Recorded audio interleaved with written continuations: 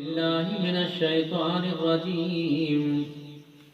बिस्मिल्लाहिर्रहमानिर्रहीम। वल्लज़ी जाअ बिस्सिद्क़ि वसद्दक़ बिही उलाइका हुमुल मुत्तक़ून। आमन्तु बिल्लाहि सदक़ल्लाहु मौलानल अज़ीम व सदक़ रसूलुहुन नबियुल करीम व नहनु अला ज़ालिका लमिनश शाहिदीन वश्शाकिरीन वल्हम्दुलिल्लाहि रब्बिल आलमीन। वक़ाल अल्लाहु तबारक व तआला फ़ी मक़ामिन आख़र फ़ी शान हबीबिही इन्नल्लाह व मलाइकतहु युसल्लूना अलन नबी या अय्युहल्लज़ीना आमनू सल्लु अलैहि व सल्लिमू तस्लीमा। अल्लाहुम्मा सल्लि अला सय्यिदिना नबिय्यिना मौलाना महबूबना मुहम्मद व बारिक व सल्लम सल्लु अलैहि। या मोहम्मद मुस्तफ़ा में कुर्बान तेरे नाम पर, पाक सच्चा दीन तेरा हूँ फिदा इस्लाम पर। बहुत शीरीन और लजीज़ो आका तेरा नाम है, जो अदब से नाम लेवे वो लायके इनाम है। कोई पैदा हुआ तुझ सा न होवेगा कभी, जो नबी पैदा हुए खादम बने तेरे सभी। ए बुलबुलाने गुलचए गुलजार अहमदी सल्लु अला मुहम्मदिन व आले मुहम्मदी। शौक़ मुबस्सा दुरूद शरीफ। अल्लाहुम्मा सल्लि अला सय्यिदिना नबिय्यिना मौलाना महबूबना मुहम्मद व बारिक व सल्लम सल्लु अलैहि।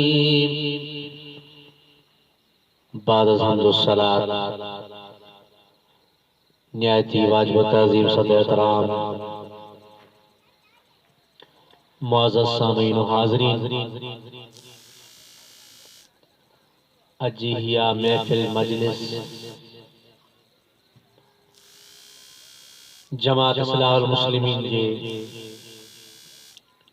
इन गोठ जे ब्रांच तरफा आहे। ही महीनो रबीउल आखिर बल्कि जमादियुल आखिर सैयदना सिद्दीक़ अकबर रज़ियल्लाहु तआला अन्हु जे विसाल मुबारक जो महीनो आहे। अल्हम्दुलिल्लाह असांजी निस्बत असांजो ताल्लुक़ यानी सिलसिला आलिया नक्शबंदिया ताहिरिया जो ताल्लुक़ हुजूर सैयदना अबू बकर सिद्दीक़ सां आहे। असांजे सिलसिले जा सरवाण आहिनि, अॻवान आहिनि।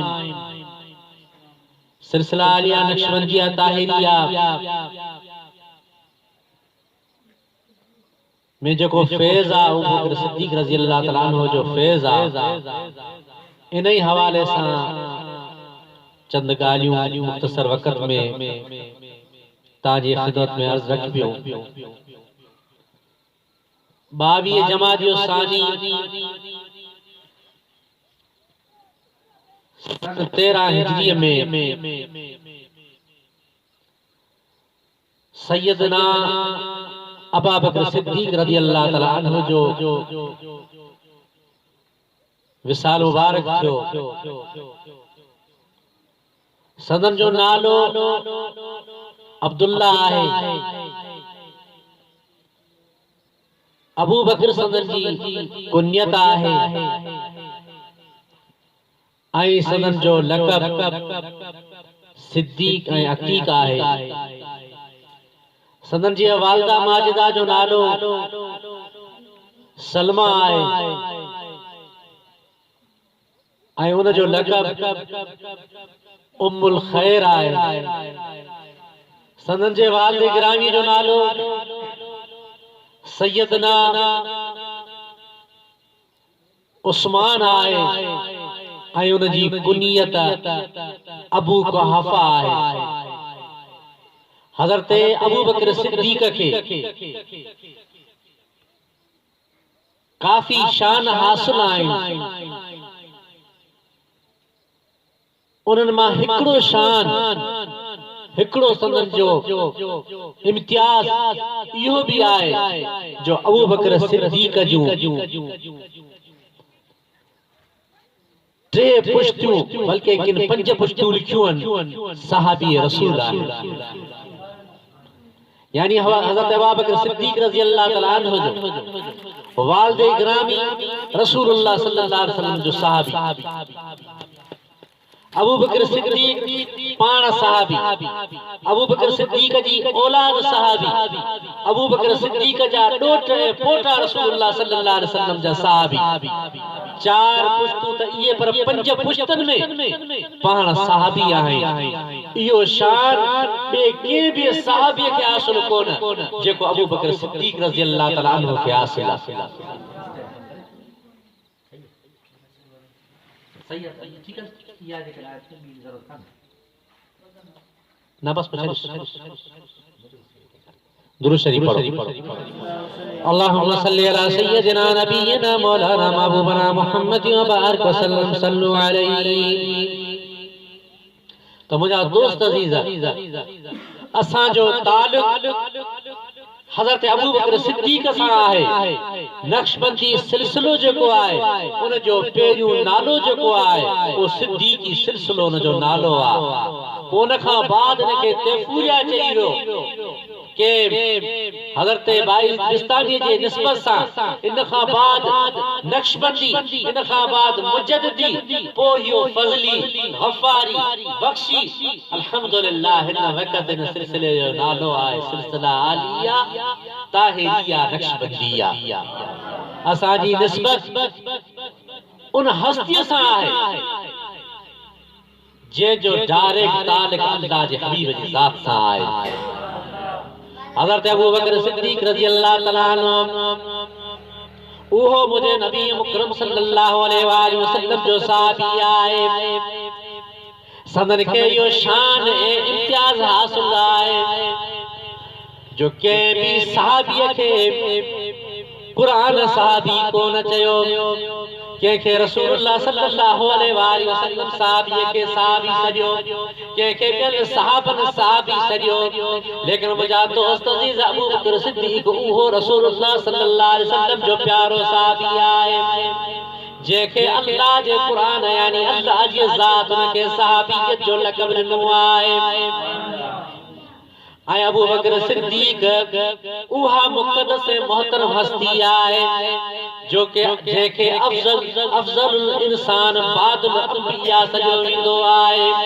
यानी नबियन खां बाद जेकरे को इंसान सभनी खां अफजल आहे तो वो अबू बकर सिद्दीक आहे।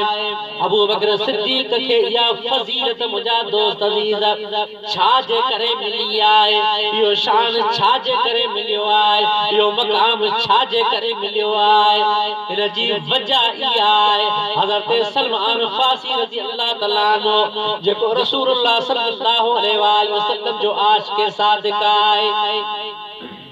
जे अला केतरा दुख ला केतरी तकलीफूं काटे करे रसूलुल्लाह सल्लल्लाहु अलैहि वसल्लम जो सहाबियत जो शरफ हासिल कयो आहे।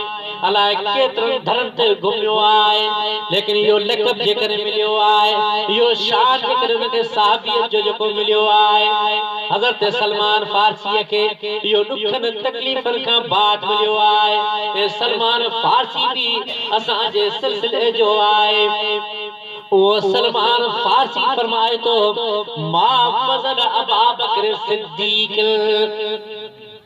बेकसरत सौम वला बेकसरत सलात।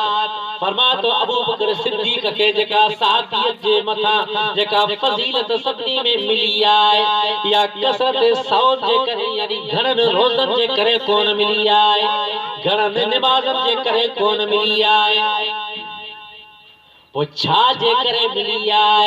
फरमाए तो इनके यो यकीन रसूलुल्लाह जो साहबी आए, रसूलुल्लाह जो संगती आए, उन नमाज़ूं भी पढ़ियूं आहिनि, उन सलातूं भी पढ़ियूं आहिनि, उन रोज़ा भी रखिया आहिनि, फर्ज़ी नमाज़ूं पढ़ियूं आहिनि, फर्ज़ी रोज़ा रखिया आहिनि, नफ़ली नमाज़ूं पढ़ियूं आहिनि, नफ़ली रोज़ा रखिया आहिनि। पर सलमान फारसी फरमाए तो इन्हनि सभिनी जे करे उनखे मक़ाम कोन मिलियो आहे, या जेका फज़ीलत जेका सभी साहबन में मिली आए या इन जे करे मिली आए जेका हुन पंहिंजे दिल में मोहम्मद अरबी जी मोहब्बत रखी आए, रसूलुल्लाह जो इश्क जेको पंहिंजे दिल में रखियो आए, उन इश्क जे करे उनखे इहा फज़ीलत मिली आए। वो के रफ़ी क़ल्बी उहा मोहब्बत रसूल जे जो न उर्दू वारे सुनो तर्जुमो कयो आए। फरमाए तो वो मोहब्बत रसूल जो हज़रत अबू बकर सिद्दीक के दिल में आशियाना बनाए बैठे।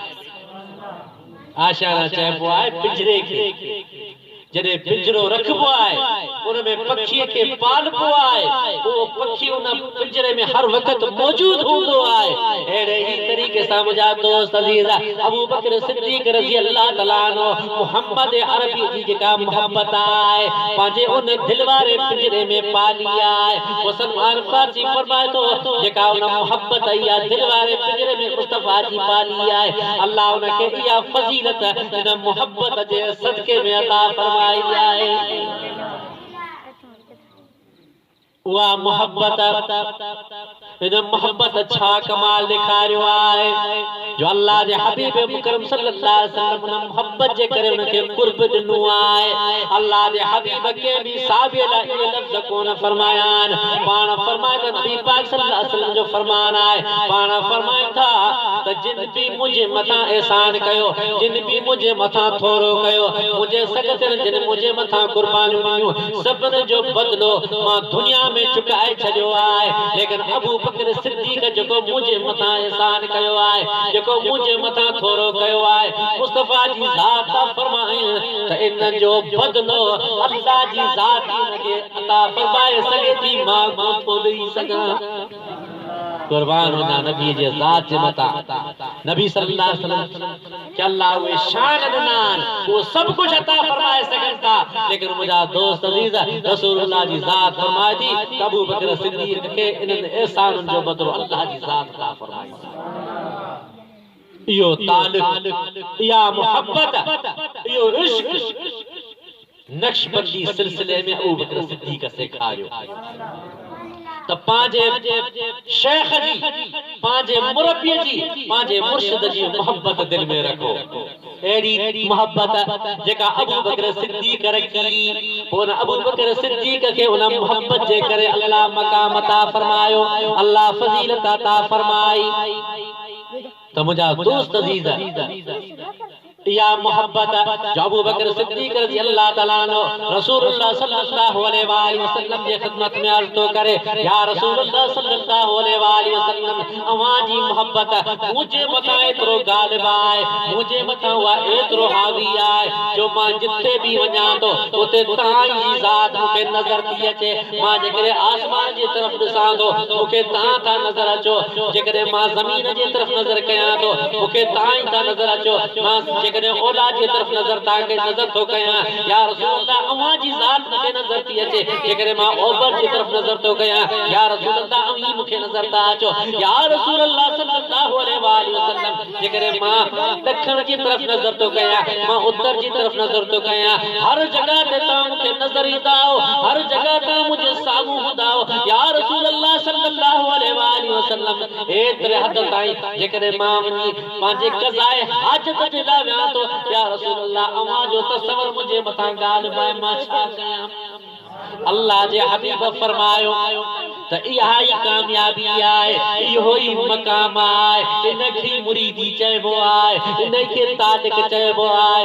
इहो त अबू बकर सिद्दीक़ कंहिंखे नसीब थियो थींदो आहे जेको तोखे अल्लाह अता फरमायो आहे। इहो तालुक आहे जेको अल्लाह जे हबीब जी, अल्लाह जे नबी, अल्लाह जे ज़ात सां आहे, अल्लाह जे नबी जो अल्लाह जे ज़ात सां आहे। कहिड़ो तालिक जो अल्लाह जो हबीब फरमाए थो, मन रानी फ़क़द राअल हक़, जे मूंखे ॾिठो उन अल्लाह खे ॾिठो। अल्लाह तबारक व तआला भी इहो ऐलान फरमायो त मन युतिर रसूल फ़क़द अता अल्लाह, जे मुंहिंजे सोने हबीब जी इताअत कई, जे मुंहिंजे सोने नबी जी ताबेदारी कई, ॼण के उन मुंहिंजी इताअत कई, मुंहिंजी ताबेदारी कई। अबू बकर सिद्दीक़ रज़ी अल्लाह तआला अन्हु खे अल्लाह इहो मक़ाम ॾिनो जो रसूलुल्लाह सल्लल्लाहु अलैहि वसल्लम सां इहो तालुक कंजो, इहो जेको मथां तालुक जलायो थे, जो पंहिंजे नबीअ जे ज़ात में, पंहिंजे हबीब जे ज़ात में फना थी आहे। एतरी फनायत जो न पंहिंजे बच्चे जी परवाह, न पंहिंजे ॿार जी परवाह, न पंहिंजे माल जी परवाह।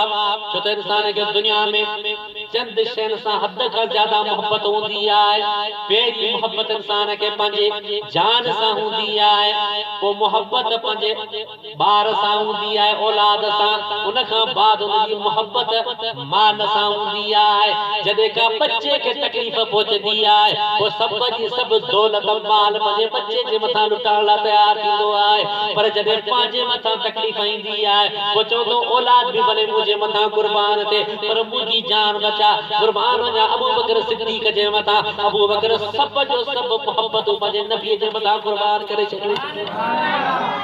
अबू बकर सिद्दीक़ मके में आहे, वॾो कारोबार आहे, वॾो तिजारत वारो आहे, पर जॾहिं इहो कुफारन बाइकाट कयो आहे, सब जे सब कुफारन सां बाइकाट कंदे पाण रसूलुल्लाह जे ज़ात खे खयो आहे, पंहिंजे कारोबार खे छॾे ॾिनो आहे, पंहिंजे उन सोचे वापार खे छॾे ॾिनो आहे, अल्लाह जे हबीब जे ज़ात सां हिजरत कई आहे। यानी पंहिंजो वतन कुर्बान कयो आहे, पंहिंजो माल कुर्बान कयो आहे, पंहिंजी औलाद भी कुर्बान कई आहे। संदन जो पुट हज़रत अब्दुल्लाह बिन अबी बकर, ॿियो पुट आहे अब्दुर्रहमान बिन अबी बकर। अब्दुर्रहमान अञा इस्लाम क़बूल कोन कयो आहे, जंग में साम्हूं आयो आहे। वाल खे ॾिठो अथई, अबू बकर उन खे कोन ॾिठो आहे, पर पी समझी करे मोह मटाए हलियो। इन जंग में रसूलुल्लाह जे आशिक़ जे साम्हूं कोन आयो। जॾहिं वरी बाद में कुछ टाइम खां पोइ इस्लाम आंदो अथई, हज़रत अब्दुर्रहमान पंहिंजे बाबे खे कचारी में चवे थो त ओ बाबा साईं, फिलानी जंग में पंहिंजो मुक़ाबलो थियो, तूं मुंहिंजे तलवार जे हेठां अचे, मां कुफार जे तरफ़ां विढ़ा पियो, तूं मुसलमाननि जे तरफ़ां विढ़ी पियो, तूं मुंहिंजे तलवार जे पूरे ज़द में, लेकिन पिदरी शफ़क़त ई मूंखे पंहिंजे पीउ साम्हूं नज़र आयो, मूंखे बाबा तुंहिंजी मोहब्बत तलवार हलाइण कोन ॾिनी, लेकिन कुर्बान वञा अबू बकर जे जवाब जे मथां अबू बकर सिद्दीक़ चवण लॻो त ओ पुट अब्दुर्रहमान, याद रख तो त मूंखे पे समझी करे छॾे ॾिनो, लेकिन इन मैदान में जेकर न मूं अबू बकर सिद्दीक़ जे तलवार जे जेकर साम्हूं अची आ, तलवार जे जेकर ज़द में अची आ, त यकीनन मां तोखे पुट समझी करे कोन छॾिया आया, बल्कि मां तोखे रसूलुल्लाह जो दुश्मन समझी करे क़त्ल करे छॾिया आया। एतरी मोहब्बत, यानी पंहिंजो औलाद कुर्बान करण जे लाइ तयार।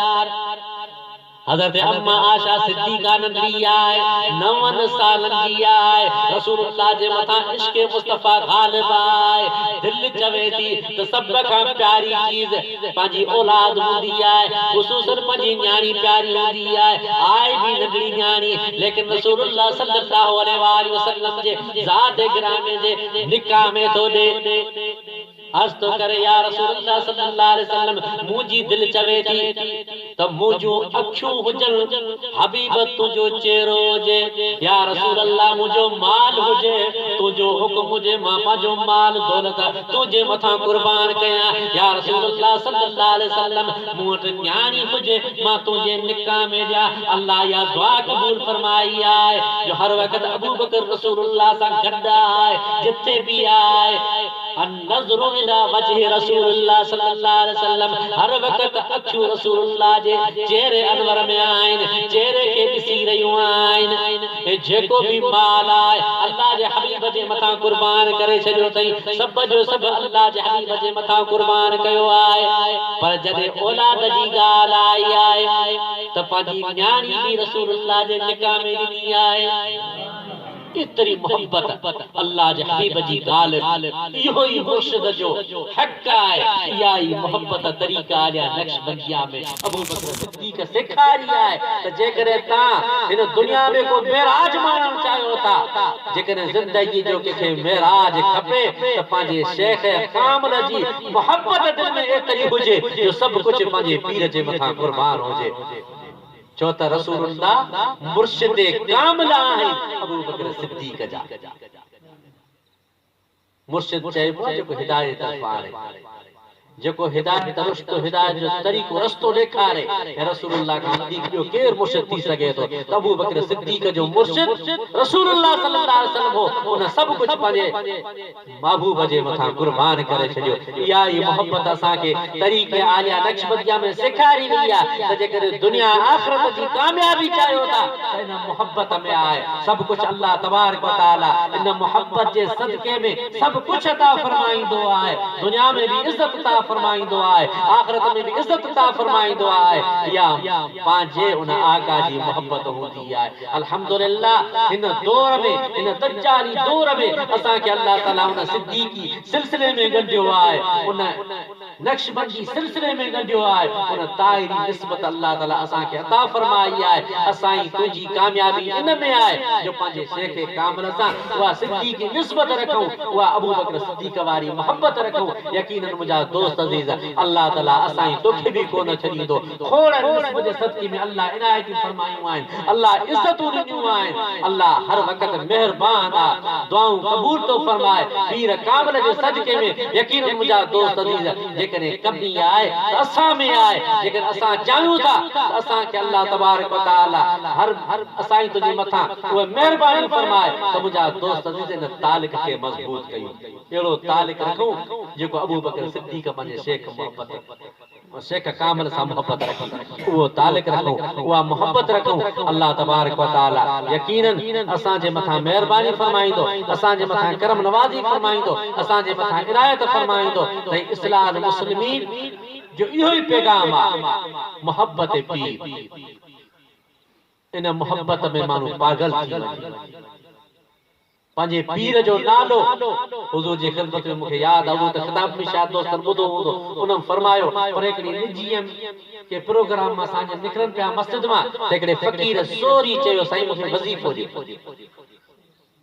سائیں مکھے وظیفو دیو سانجن فرمایا تھا وظیفو تاں کے ملیو ہے قلبی ذکر یہ ونی وظیفو کیو پر وری سانجن اٹھیا سانجن عرض کی تو سائیں مکھے وظیفو دیو سانجن وظیفو تاں کے ملیو ہے نا ذکر اللہ والا شفیق مہربان پر وری حضور جمل نالے مبارک پائن پیا ان تے مت وری چیں سائیں مکھے وظیفو سائیں فرمایا پیر پیر کا سائیں فرمایا پیر پیر جو ونی وظیفو پڑھ تنے پیر پیر جو وظیفو نا خدا جو قسم انہاں جو ایڈو تو فائدہ ہوا کہ بزرگ کدے فرمایا نا تا پیر پیر پڑھندے کندی دل ذکر آ پیر پیر پڑھندے کندی دل ذکر آ یو اسم ایڑو آئے فائدہ دی دو یو نالو وٹھتا دہی دل تاوی دو کل غم فکر آ پیر پیر